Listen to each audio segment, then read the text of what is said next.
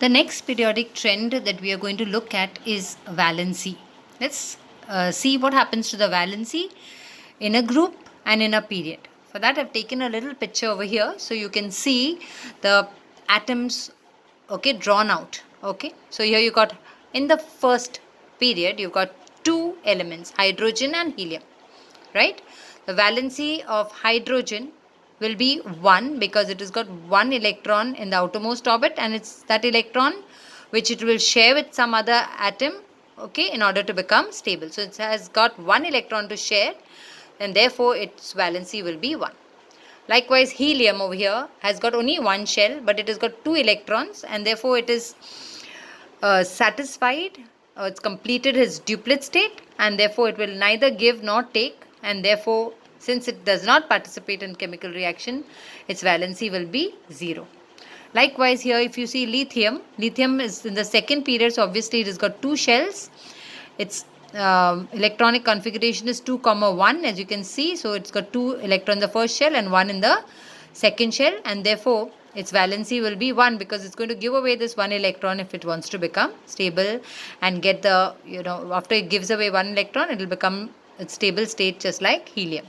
Likewise, beryllium, its valency will be 2 because it's going to give away 2 electrons from the outermost shell rather than taking 6, which will require quite a lot of energy. So it prefers to give away 2, therefore its valency will be 2.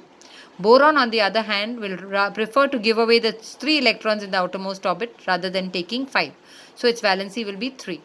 Carbon, it has a choice. It can either take 4 or it can give. But generally we see that carbon always shares its electron rather than gives or take. We will be seeing that in detail in another lesson. Nitrogen has got 5 electrons in the outermost shell, and in order to become stable, it would prefer to take 3. And since it takes 3, its valency will be 3. Remember, valency is the number of electrons that an atom gives, takes or shares to become stable. So since it will take 3, its valency will be 3. Oxygen has electronic configuration 2, 6, therefore it's got 6 electrons, valence electrons, and therefore to become stable, it would rather take 2 more and become stable rather than giving away 6. So its valency will be 2 because it's going to take in 2 electrons to become stable. Fluorine, on the other hand, okay, fluorine's electronic configuration is 2, 7. That means it's got 7 electrons in the outermost orbit. To become stable, it requires just to take 1 more electron, and therefore its valency is 1. Neon, its electronic configuration is 2, 8. So it's got complete outermost orbit, and therefore it will neither give nor take any electrons, and therefore its valency will be 0. So let's look at a period. In a period, the valencies go on increasing from 1, 2, 3, 4, and then it goes decreasing 3, 2, 1 and 0. So girls, you must remember that the valency trends in a period slowly changes from 1 to 4 and then decreases from 4 to 0. What happens to the valency in a group? We have seen in a period just now. Now in a group. Now let's look at this first group. The first group, we have got some elements here like hydrogen, lithium, sodium and potassium. Hydrogen's electronic configuration is 1, and therefore it will give away or share rather this 1 electron with another atom. Therefore its valency is 1. Lithium also has 2, 1. So it will give away this 1 electron to become stable, and therefore its valency is still 1.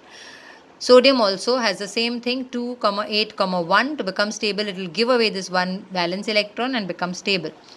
Likewise, even potassium. So you can see that in a group, all the atoms have the same valency because they have the same number of valence electrons. Therefore, the valency will also be the same.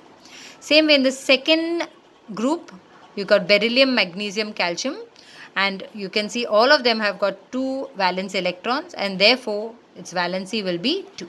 Likewise, boron and aluminium, they'll have valency 3 because it will give away 3 electrons to become stable. Carbon and silicon, here there are 4 electrons, so to become stable, they require 4 electrons to be donated or maybe shared, and therefore their valency will be 4. Nitrogen and phosphorus, on the other hand, have 5 electrons in the outermost orbit, and therefore to become stable they will take 3 electrons, and therefore the valency of both these two will be 3.